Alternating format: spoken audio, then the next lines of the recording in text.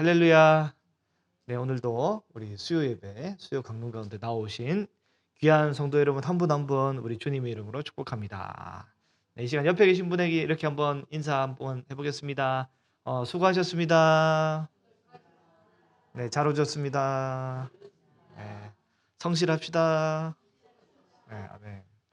성실이란 단어가 참 굉장히 무거운 단어 같습니다. 저는 이제 개인적으로 이 성실이라는 단어랑 저랑 참 안 어울린다 생각이 들어가지고 이 말씀을 이 순서가 있는데 빼버리고 싶었어요. 근데 요즘 어떡해요. 그래도 말씀을 가감 없이 전해야 되잖아요. 저는 참 성실이 안 맞는 것 같아요. 이거 어떻게 해야 되나. 늘 이 성실은 참 부담이 되고 참 어려운 것 같습니다. 여러분 어떻게 스스로를 판단하실 때 성실하다고 판단이 되시는지 모르겠습니다. 하나님 앞에 성실하신지 한번 스스로를 되돌아보시기를 바랍니다. 저희 아버지 같은 경우에는 그 기질상 되게 부지런하세요.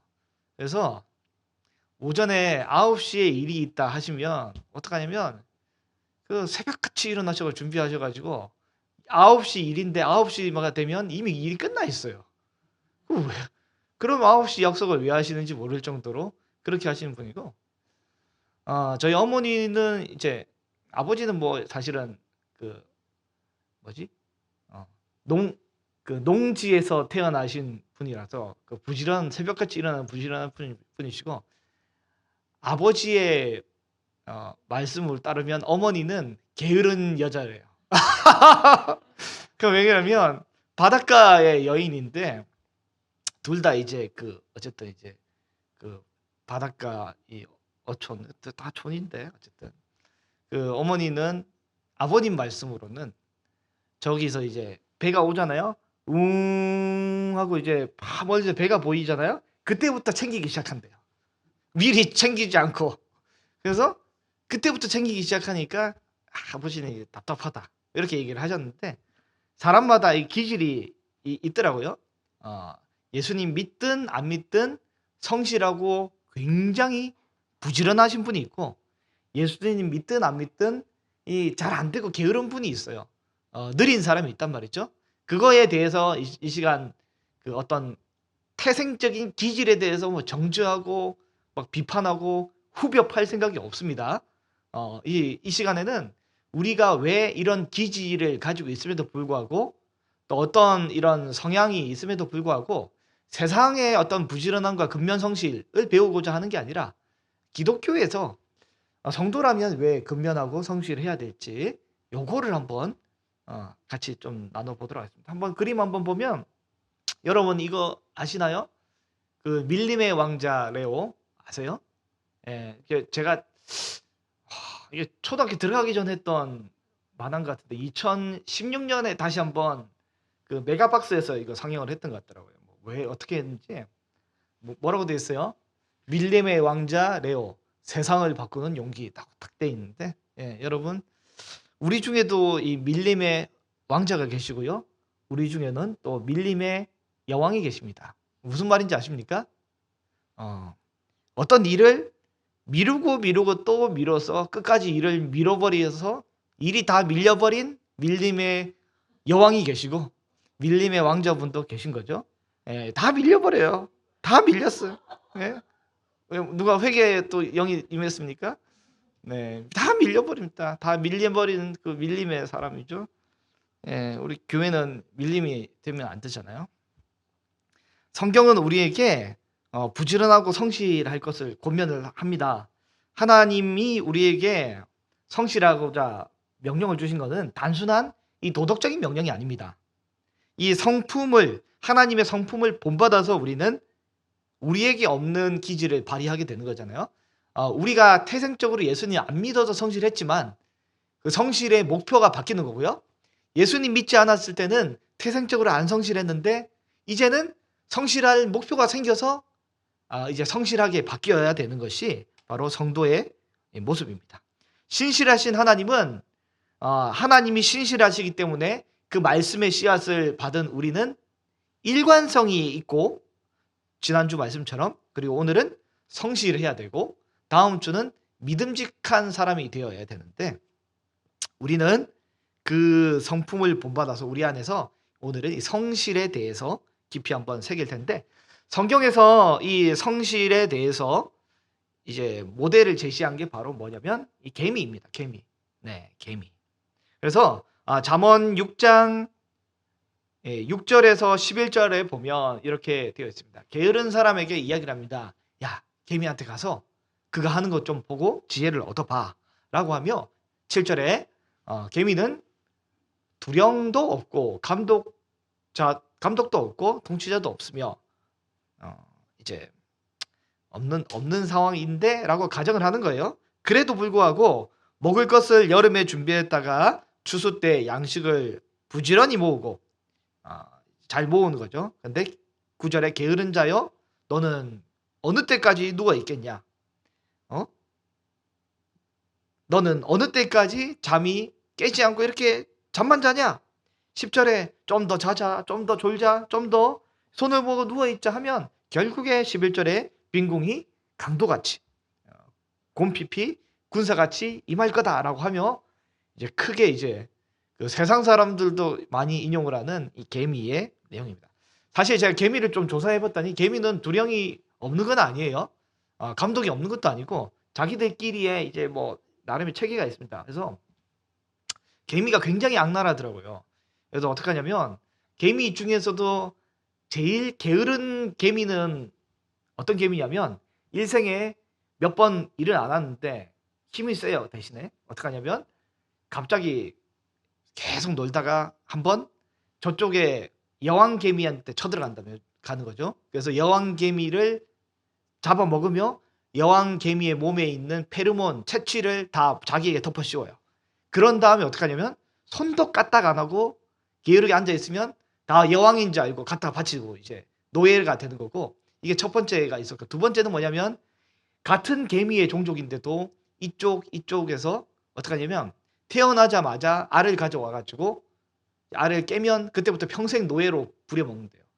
나 이게 나름의 개미들이 머리도 좋고 아무튼 얄팍하고 또 개미들 중에서도 게으른 개미가 많이 있습니다. 그러나 그거 생각하지 마시고 여기서 지금 하는 얘기는 뭐냐면 일반적인 개미를 우리가 고대인의 시각으로 관찰했을 때 그 개미가 어떠냐, 어린아이의 시각으로 그 수준에서 봤을 때 어떠냐, 부지런하지 않습니까? 개미는 좌우지간 부지런합니다.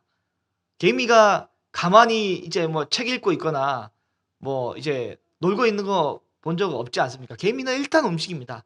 그래서 목적과 방향이 없지만 일단 움직입니다. 개미가 이제 한 사체를, 곤충의 사체를 발견하면 자기들끼리 이걸 든단 말이죠. 드는데 어떻게 드냐면 한쪽은 앞에 한쪽은 뒤에 들고 막 들고 있는데 자기들끼리 움직입니다. 근데 서로 힘이 달라요. 방향이 달라요. 근데 어떻게 어느 방향으로 움직이냐면 제일 힘이 센 쪽으로 어쨌든 끌려간단 말이죠. 이렇게 움직이지. 그러니까 개미가 지혜롭지 못하지만 어쨌든 좌우지간 되게 부지런하게 끝없이 움직이는 게 개미의 속성인데, 오늘은 다른 거 말고 개미의 이 근면하고 성실한 것, 이거를 이제 보고 배우라고 이야기를 하고 있습니다. 잠언 30장에 보면 이렇게 돼 있어요. 개미는 작지만 미래를 준비하는 지혜로운 존재로 묘사되고 있습니다. 땅에 작고도 가장 지혜로운 것이 넷이 있는데 그 중에 제일 첫 번째가 25절에 보면 먹을 것을 여름에 준비하는 개미, 그 다음에 26절, 27절, 28절 이렇게 뭐 차례차례 뭐 사반, 뭐 메뚜기, 그 다음에 도마뱀 이렇게 이제 뭐 있는데 나름 지혜롭다고 하지만 오늘은 이 힘이 없고 연약한 종류이지만 먹을 것은 준비하는, 여름을 준비하는 개미. 개미는 미리 준비하는 성실한 모습을 갖추고 있습니다. 우리는 하나님 주시는 시간들을 귀하게 여겨야 하는데 개미처럼 향방 없이 우리는 그렇게 막 무작정 열심히 하는 건 아니지만 우리는 목적을 가지고 방향성을 가지되 성실하게 부지런히 일하라고 우리 주님이 그렇게 말씀을 해주고 계십니다. 개미는 본능적으로 미래를 본능적으로 준비하고 맡겨진 이 일을 성실하게 본능적으로 수행합니다.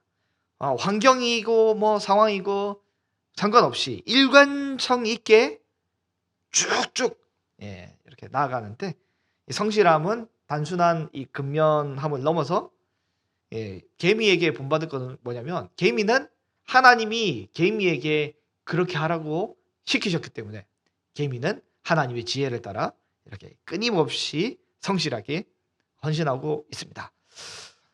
직업을 우리가 가지고 있지 않습니까? 직업을 가지고 있습니다. 어떤 분은 이제 직장에서, 또 어떤 분은 또 가정에서, 어떤 분은 학교에서, 또 어떤 분은 교회에서, 다 이제 다름의 영역에서 이제 일을 한단 말이죠. 기독교 관점에서 직업은 단순하게 우리가 가진 직업은 생계 수단을 위한 돈벌이가 아닙니다. 이제 오해하시면 안 됩니다. 세상에서 돈을 많이 벌어서 교회에 헌금을 많이 하기 위해서 이 직업을 가진 것도 아니고, 세상에서 돈을 많이 벌어서 우리 자녀손들 이제 행복하게 하기 위해서 그렇게 돈을 버는 게 아닙니다. 기독교인은 기독교인이 돈을 벌고 또 맡겨진 직업을 감당하는 이유는 뭐냐면 바로 주님의 영광을 드러내는 방편이기 때문에 그렇게 우리는 직업을 가지고 있는 것이죠. 네, 그 생각을 해보십시오. 극단을 예를 들면 아주 그 항상 선명해집니다. 목사 같은 경우를 예를 들어 볼게요. 목사가 돈을 많이 준다는 이유만으로 교회를 옮겨버린다 생각하면 여러분 생각이 좀 이상하잖아요. 삶의 목표가 뭐예요? 그분의 삶의 목표는 바로 돈이잖아요. 잘못된 거예요. 또 극단의 예를 보겠습니다. 주부인데 이제 돈을 많이 버는 사람이 있어서 남편을 갈아치운다. 이게 어떻게 돼요? 이상한 거잖아요. 삶의 목표가 이 돈이 되는 거잖아요. 그렇다시피 우리 인생의 목표는 이 돈이 아니잖아요. 원래 극단으로 보면 확실히 선명해집니다. 고린도전서 10장 31절에 보면 우리가 삶을 살아가는 이 목표에 대해서 이렇게 설명하고 있습니다. 우리는 그런즉 너희는 먹든지 마시든지 무엇을 하든지 다 하나님의 영광을 위하여 하라라고 이야기를 하고 있습니다. 이제 제가 4명의 인물을 한번 사진을 한번 보여주시면요, 이 인물 중에 제일 끝에 이 수염이 긴 인물이 존 칼빈입니다. 우리가 기독교 강요에서 우리가 가진 신앙의 어떤 체계를 잘 정립해 준 인물이고요. 그 옆에 있는 인물이 헤르만 바빙크인데, 기독교의 어떤 사상에 대해서 철학적으로 잘 정립을 해준 인물이고요. 그 다음 인물이 이제 마틴 루터입니다. 종교개혁가, 1483년에 태어난 이 종교개혁가 마틴 루터. 마틴 루터 치고는 과하게 잘 그려준 것 같습니다. 원래 저렇게 잘생기지 않았습니다. 그 다음이 이제 미국 역사상 제일 훌륭한 신앙 인물 중에 하나인 조나단 에드워즈입니다. 이제 미국에서 여러 가지 체계들을 잘 만들어준 건국의 영웅이죠. 이 인물들이 이제 사실은 우리 개혁주의 교회의 큰 어떤 사상의 틀이 되고요. 루터는 이제 좀 다른 색깔이 좀 다르지만 요분들이 어떤 생각을 가졌는지 직업에 대해서 함께 좀 잠시 나누겠습니다. 칼빈은 직업을 갖는 거에 대해서 하나님의 영광을 위한 노동이라고 설명을 합니다. 그래서 신자의 모든 삶이 결국에 하나님의 영광을 위한 삶이 되어야 된다라고 강조를 합니다. 바빙크는 뭐라고 하냐면 인간의 모든 활동이 하나님 중심으로 이루어져야 하기 때문에 노동도 예외가 아니다. 모두 다 인간의 모든 것들은 다 하나님 중심으로 되어야 된다라고 합니다. 에베소서의 4장 28절에 보면 뭐라고 되어 있냐면 도둑질하는 자는 다시 도둑질하지 말고 돌이켜서 가난한 자에게 구제할 수 있도록 자기 손으로 수고하여 선한 일을 하라라고 합니다. 자기 손으로 수고하고 노력하여 선한 노동을 하라라고 얘기를 하잖아요. 그래서 노동은 루터의 생각으로 보면 노동을 통해 얻는 것을 통해서 이제 뭐냐면 이웃과 사랑을 나누고 하나님의 사랑을 실천하는 도구로 루터는 삼습니다. 루터는 직업이 단순 생계 수단이 아니라 이웃을 섬기는 수단으로 루터는 인식하고 있습니다. 그래서 이웃을 섬기는 하나님의 도구라고 루터는 인식하는데요. 요건 좀 이따 제가 또 한 번 더 자세히 설명하겠습니다. 그리고 우리 디모데후서 2장 15절에 보면 너는 진리의 말씀을 옳게 분별하여 부끄러울 것이 없는 일꾼으로 인정된 자로 자신을 하나님 앞에 드리기를 힘쓰라라고 하고 있습니다.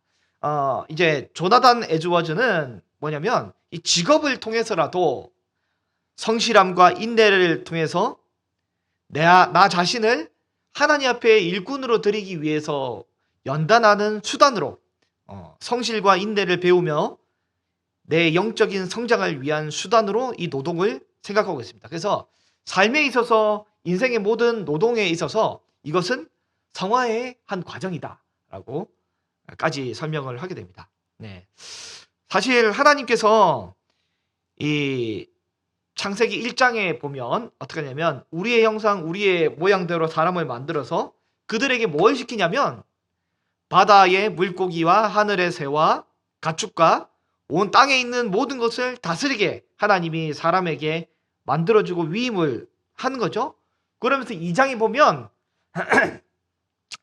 여호와 하나님이 에덴 동산을 만들어서 사람으로 하여금 그것을 경작하고 지키게 하고 사람으로 하여금 이 일을 감당하도록 하나님이 만드십니다.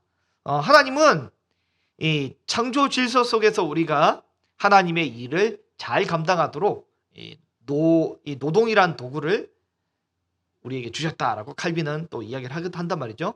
그래서 우리는 이 땅에서 성실하게 살아가는 그 이유는 뭐냐면 하나님께서 만드시고 세우신 질서로 만드신 이 세상에서 우리는 하나님 만들어 놓은 이 세상에서 감당해야 될 어떤 사명이 있는 거죠. 사명. 그래서 루터의 직업관이 굉장히 이제 인상 깊습니다. 사실은 루터가 저기 4명에서 속할 만큼 이제 우리는 인정해주는 인물은 아니지만 제가 이제 여기 중앙에다 하나 루터를 꽂아 넣어준 게 뭐냐면 루터의 이 부분이 되게 인상 깊고 또 크게 도전이 되었습니다. 루터는 모든 직업을 하나님의 부르심에 있다고 강조를 했단 말이죠. 목사만 부르심에 있는 게 아니라 하나님이 모든 직업 가운데 사람들 한 사람 한 사람을 부르셨다라고 이제 그렇게 루터는 주장을 합니다. 신자는 자신이 맡겨진 그 일을 성실하게 일하는 것이 곧 하나님을 섬기는 일이다라고 본 거죠. 농부가 밭을 가꾸는 것도 수공업자가 일하는 것도 마부가 마차를 끄는 것도 모두 다 하나님을 영화롭게 하는 그 일이 되는 거죠. 우리가 이제 근처에 또 여기 한전 있지만 한전에서 하나님의 일을 해줬기 때문에 예배 드릴 때 지금 전기가 나오는 거잖아요. 한전에서 하나님의 일을 해준 겁니다. 여러분, 버스 운전수나 지하철 운전수가 우리를 데려다 줬기 때문에 우리가 또 예배당에 나오는 거예요. 하나님의 일을 그들이 해주는 겁니다. 농부가 쌀을 잘 생산을 하고 그리고 소매상이나 뭐 중간 유통 단계에서 잘 이걸 업을 해줬기 때문에 우리가 예배 드리고 난 이후에 김밥을 먹는 거잖아요.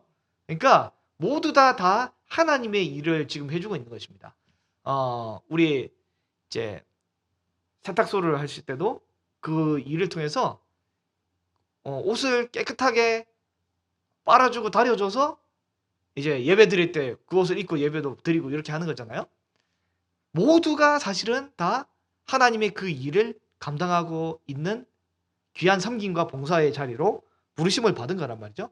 하나님의 형상으로 지음받은 사람을 하나하나 케어하고 돌보고 세워주고, 또 하나님이 만들어주신 이 질서를 유지하고 있는 이 체계들을 잘 돌봐주고, 하나님의 사람들이 굶어 죽지 않도록 여러 가지 식량들을 제공해주고, 여러 가지 일들이 다 사실은 하나님의 귀한, 하나님이 세상을 돌보시는 이 일이 되는 것입니다. 하나님은 믿는 자나 믿지 않는 자에게 동일하게 해를 주시고 비를 내려주시는 분이시고, 하나님은 믿는 자나 믿지 않는 사람에게 동일하게 전기도 주시고, 그리고 여러 가지 이제 서비스도 세상을 통해서 제공을 해주시는 분이 하나님의 손길인데, 루터는 뭐라고 믿었냐면 하나님이 사람을 통해서 각양 각 모양의 사람을 부르시고 인도하시고 세워주셔서 그 일을 감당하게 해 주신다라고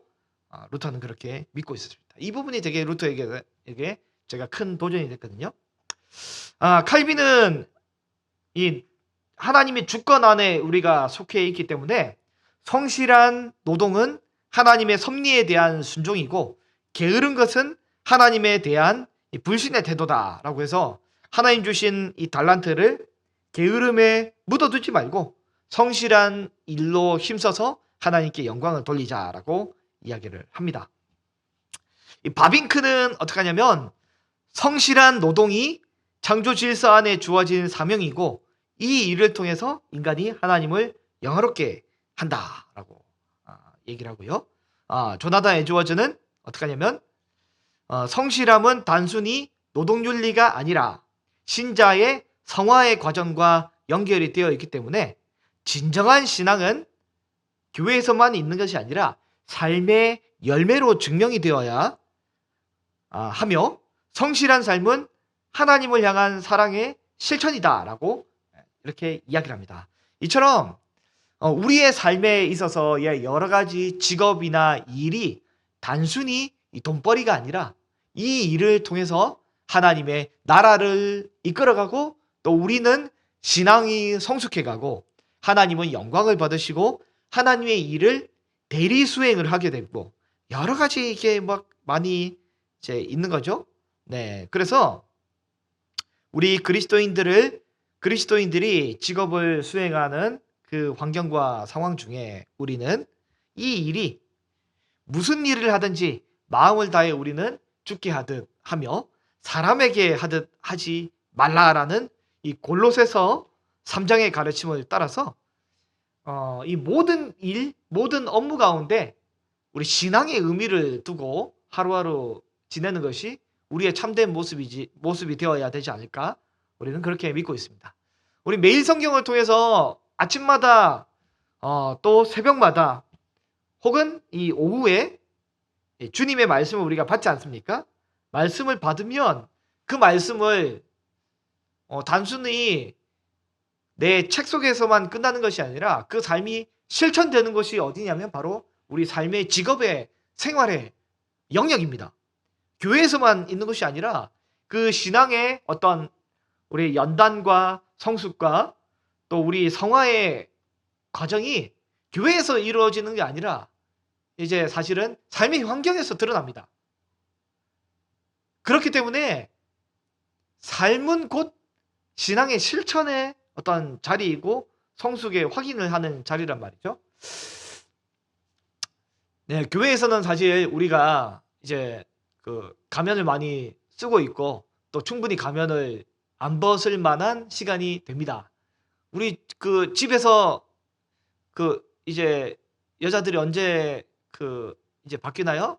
화장을 다 지우면 이제 이제 완전 처음 보는 사람이 되기도 하잖아요. 그래서 뭐 큰 교회 같은 경우에는 특별 새벽 기도회 가면 새신자들이 그렇게 많이 온다고, 이렇게 화장을 안 하고 새벽에 와가지고 처음 보는 분들, 자세히 보니까 어디서 본 분이고, 네. 이게 가면을 벗는 게 사실은 교회에서는 안 해도 되잖아요. 단기 성교 같은 걸 가면 3박 4일 뭐 5박 6일 이렇게 해도 가면은 안 바뀝니다. 언제 가면이 벗겨지냐면 14박 15일 정도 가잖아요. 그러면 한 10일쯤 되면서 본색이 딱 드러나면서 이제 그 미움이 막 솟아오르는 막 그런 단계에서 그래서 이제 굉장히 조심해야 됩니다. 이 사람의 신앙의 실천은 어디냐면 교회 안에서는 사실은 다 가면이 있고 연기가 된단 말이죠. 돼요. 근데 집에 가면 이게 안 된단 말이죠. 그리고 직장에 가도 이게 안 됩니다. 매일 보는 사람들, 매일 마주치는 사람들. 그럼 집에 가서 이제 제가 스스로의 모습을 보면서 난 이거밖에 안 되는구나를 깊이 새겨야 되고, 집에 있는 모습이 진짜입니다. 그리고 뭐죠? 교회에 있는 가짜입니다. 그리고 직장에 있는 모습이 진짜입니다. 어, 어, 교회에서는 내가 잘하는데 직장에 가면 왠지 저 사람들이 이상해서 그렇다라고 생각하시면 안 되고, 직장과 집이 여러분 진짜입니다. 교회에서는 가짜입니다.